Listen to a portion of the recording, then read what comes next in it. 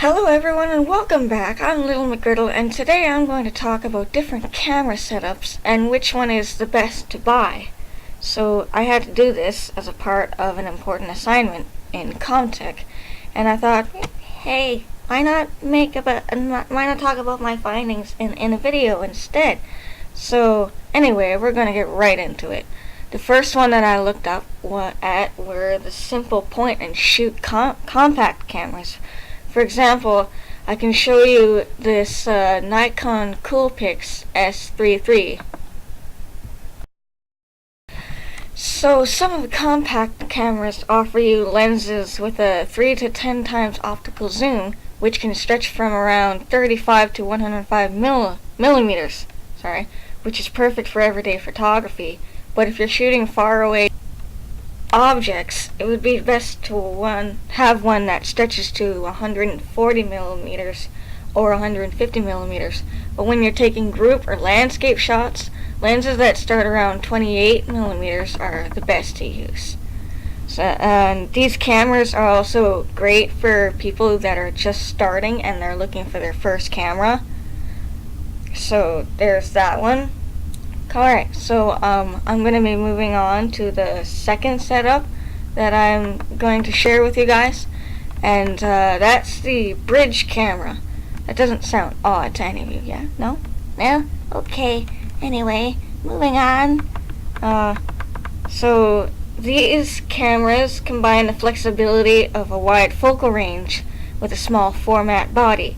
They have manual control over settings like your aperture or your shutter priority option, etc., etc. With these cameras, you have the power to take decisions into your own hands, and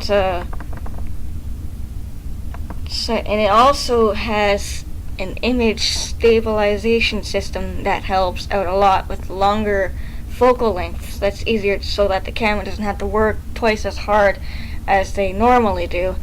And these cameras also have an articulated LCD screen which pull away from the body and enable you to shoot at awkward angles on a certain object, like ground level. Alright, that's it for the second one. So the last one that I have here for you guys are the DSLR cameras, and these ones offer APS-C sensors, which are larger than micro four thirds sensors, but they are smaller than full frame. There's a conversion factor of around 1.5 times to any mounted lens, which gives lenses that extra little reach. But there's unfortunately a downside, and the fact that it's much more difficult to get wider angles, which means purchases will have to be made in full frame body or a wide angle lens that can withstand cropping.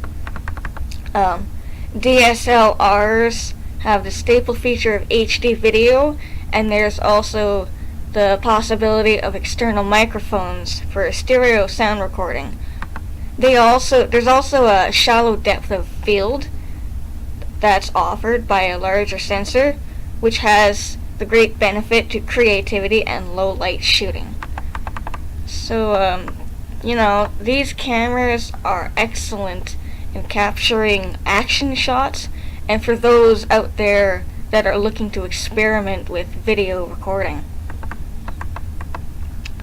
Alright, so that's all I've got for these three types of cameras that I chose. I'm going to talk to you about when it comes to which setup I would buy, keeping in mind with the fact that if I had a budget that I had to stick with, with that I would go for purchasing a bridge camera, which usually costs up to $200 something, which includes, buying the tripod and your other peripheries, as you would so call. I would go with the bridge cameras because I have a lot of experience with working with those types of cameras. For example, 2 summers ago, I had the coolest experience with working with a Canon Canon camera. It was a Canon EOS Rebel T3.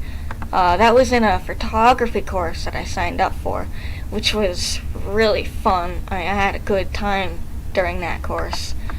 I really enjoyed using that camera, and I've also been using one of those cameras in my contact class for taking photos. But I've been dicking around with another type of camera that I got for Christmas. Hey, thanks, Ma! So, anyway, which is, I can show you the camera that I got right here. It's a Nikon Coolpix L340, which is, really good. It takes really good photos. I like it a lot. I like working with this camera, and I've pretty much figured everything out about this camera. Yeah, so there's nothing else that I could figure out about this camera, because I think I've learned everything about it.